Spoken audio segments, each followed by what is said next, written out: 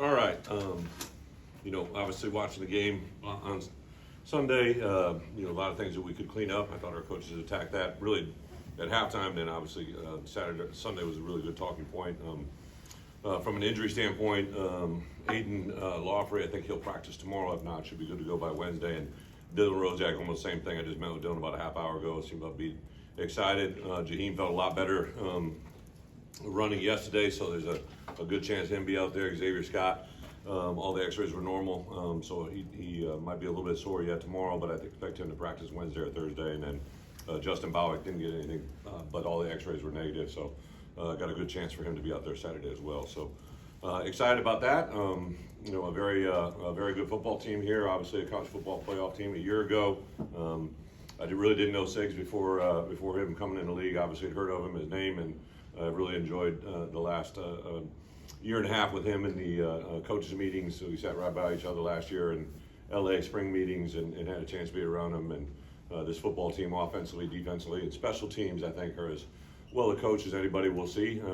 They definitely have complimentary football written all over it. Just the way they play, the way they talk, the way they communicate.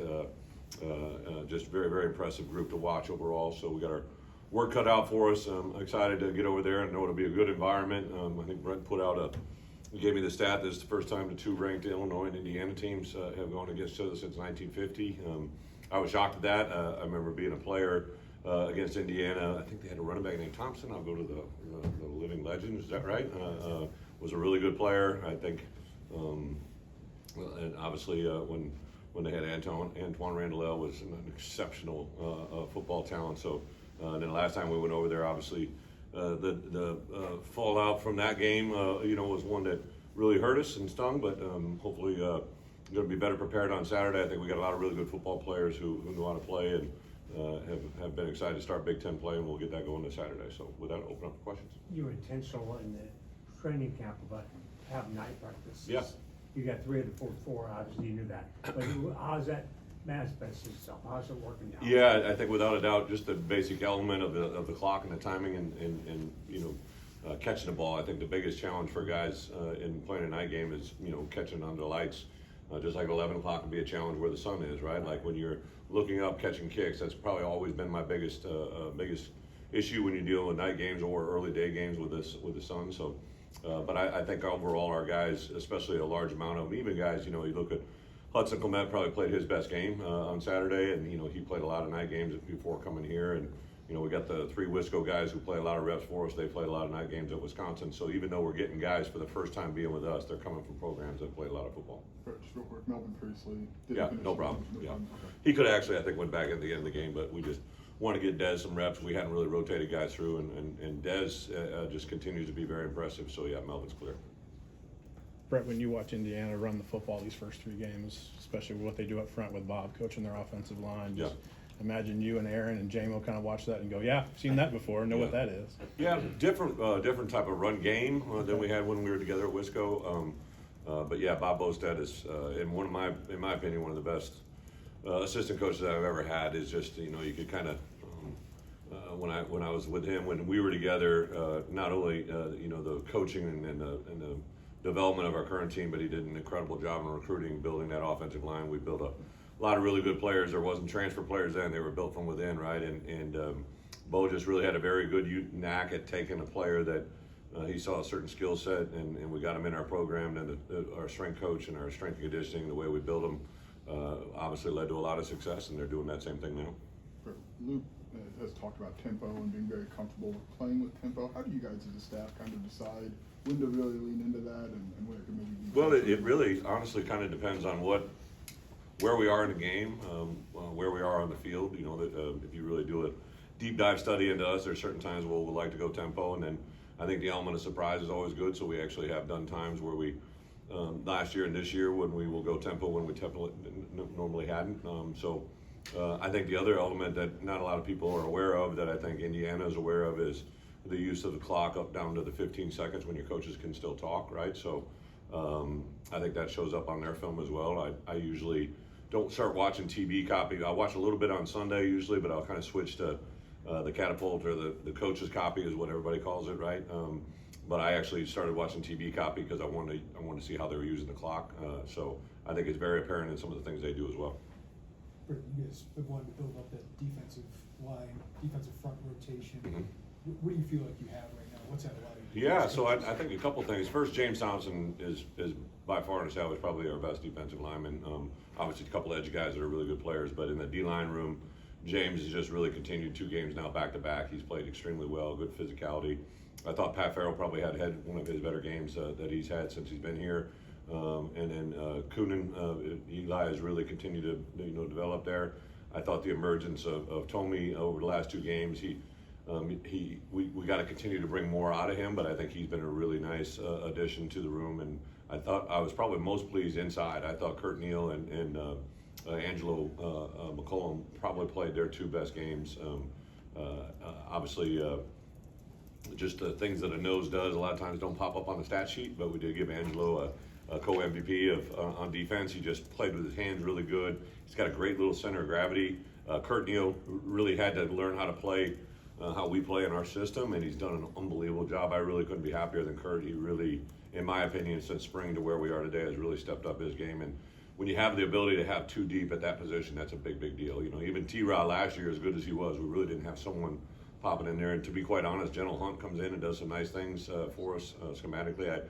J-Mo just in, I know Aaron talks about it all the time. Like, I've been around D-line coaches, I was one for a while myself. So J-Mo's ability to reach, connect, and develop D-linemen is unprecedented. I think that's why we've had the success we had. But even like today, we had an academic Zoom, and Tomey had, I think, 4 A's going right now. And he was a guy that remember that first couple months with him. I was pulling my hair out when I went to an academic Zoom about him, and he's a lot of fun. He was screaming donut on the sideline Saturday. Like, he's a really engaging kid, and I think we got him wired the right way now, and hopefully the sky's the limit. You mentioned that it's been a long time since in Indiana we're both ranked and play each other. What's that say about the depth of the Big Ten Conference and maybe some of the changing of the guard in college football overall over the last few years? Well, I think it's just an unprecedented time. I give Josh a lot of credit. Like, when I got here, we talked about, right, like we knew the portal window was coming, we knew the NIL conversations were coming, but just in the last 2 years, 3 years, the way you can transition a roster, right? And for us, I've said this, it's one thing to retain your players, but when you can acquire players from other rosters, and it's not about pay. I mean, I get it, that's a part of the equation, but you got to find players that fit your system. And I think Indiana is a case in point. They've done a really, really, obviously he brought guys with him from JMU, but now you've seen the addition of some other guys that have come in, and he gets a player that they want, and we actually compete. I would say that we probably compete against Indiana in high school recruiting and portal windows as much as anybody else in the Big Ten. With just the kind of systems we both run and the kind of players I think we look for. So that's unique. I tell you, a big one that's coming up on the docket though, right? I know there's a lot of conversation. I saw something that with the NCAA versus a couple things tomorrow, but this 5 for 5 is absolutely huge. So this is week 4, right? So I know that players on our roster as well as all over college football, at 5 for 5, that eradicates the problem of a potential player coming and saying he wants a red shirt, right? So I know that it's on everybody's radar. It doesn't matter. I'm on a committee that basically represents all of college football, and I, as a AFCA, American Football Coach Association, work with Craig Bowl on that, and the uniform stance with all coaches. They want the 5 for 5 as soon as we can get it, because I think it could really affect rosters in a negative way here in the next couple of weeks. That's kind of scary to think about. So that's just another factor in today's world that we're living with. But yeah, without a doubt, I think the Big Ten, the SEC, ACC, Big 12 have continued to separate themselves. And obviously I'm part of the Big Ten, so I'm a little biased, but I think also the SEC, you watch games this weekend. I saw the Georgia-Tennessee game a little bit. When you play a night game, you get to see some of that stuff during the course of the day. And Saturday night I went back, and my wife and I, when we got back from here, we sat and watched the Cal Minnesota game, and obviously Cal's a really good football team as well. So there's good football everywhere. Bret, you said Kurt is a well-coached team.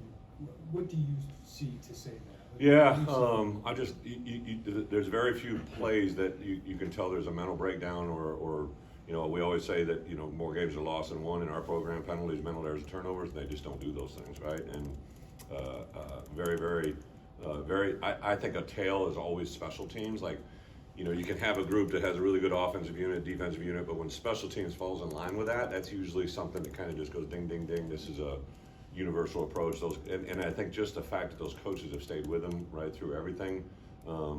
Obviously, he's kept in his. Everybody keeps getting bumped in salaries, which probably makes it a little easier too. But you know, you just meet an Indiana coach and they love the game, right? It wasn't surprising. You know, Bob Bostad, who he didn't know, right? He retained him, but Bo fits that DNA, right, of what it plays out. I did want to say this in my opening press, but also thanks, congratulations to Kurt Ferentz when he said Kurt. I was able to talk to a few media people last week when they knew that record was probably going to be moving. I was with Kurt for 3 years. He was a assistant coach when I was a player. I almost literally played for him one day. He came and worked me out as an offensive lineman when I was a D lineman, and I always thought if he hadn't taken that main job, I might have actually switched to O-line, which is kind of crazy to think about how that could have changed my life. But you know, I shot a group text just to the Big Ten coaches, right? What he accomplished is mind-boggling, right? And what's happened there, and can't put your arms around it. But congratulations to Kirk and his staff on a pretty awesome environment. Coach, you mentioned 5 for 5, but if that's approved, how would that impact current 4-year seniors? Yeah, well, two things. So we have 26 freshmen that you know could have a redshirt year. We're only playing probably 4 to 5 of those guys. Still kind of to be determined. Obviously, we played Grant Bierman the other day and going to play him this week. But then I have 20 guys on my roster who have red shirts available. A guy like Hank Beatty, all of a sudden he could get a 5th year, right? Like Xavier Scott, Gabe Ackus. Not saying they will, but that's available. And there's, you know, Angelo McCollum, the guy played for us as a freshman, right? So he gets another year back. All these guys that have again, like Xavier and Gabe are extreme because they played so well as freshmen. They never redshirted and have never been injured. So they have that year available. Now, I think they're also going to be very high draft picks, so I don't know if I can afford them. But like that element is there, right? But for guys that, you know, haven't fulfilled their years in school with match with that opens the door for all those guys. So it affects 46 guys on our roster. When do you expect to know something? Well, I was hoping to know 2 weeks ago. I've been on this one for a while, and I get it. It's a new world in college football. As coaches, we discussed it last spring with Tony, and I know Tony's had a lot of conversations with other commissioners. Josh and I have had conversations. So I think it's probably moving in that direction. It just probably needs to move with a little more urgency. It would help everybody because I think that anybody, the one thing all coaches would not want right now is some conversations that aren't about the game on Saturday over the next couple, 2-3 weeks. And teams that actually played in week 0, you know, they're in week 4, potentially week 5 already. So it's a very delicate time in college football right now. You mentioned the defensive line depth, but Saturday you some of your linebacker depth, Grant, and then Luke, JoJo as well. Just what do we like about that group? Yeah, I was very JoJo. When we recruited JoJo, he was kind of an inside-outside. He actually scored a touchdown out here as a running back, right? And he just got in a really good burst and athletically is probably one of the more explosive, powerful athletes on our football team. So to kind of see the growth of him, I thought Archie's really done a nice job. You know, we kind of played him outside last year, moved him back to inside, and you know, Archie's a very talented coach, done that. I was really excited to see Grant Bierman get out there, obviously move around. We'll plan on escalating that role a little bit. James Kreutz, you know, also is a guy that I'm excited to see exactly where he goes. I think when you have good linebackers come in the room, like it only elevates everybody's play. And then another guy that has just really continued, in my opinion, Malachi Hood. Just he ran down the quarterback there. He's a very explosive athlete that can do a lot of different things, and he just needed confidence. And it's fun to see that room grow. And I literally just met with Rosie. You know, I know he is big, chomping at the bit to get out there, and I think he back in the mix. He just makes everybody else around him really good.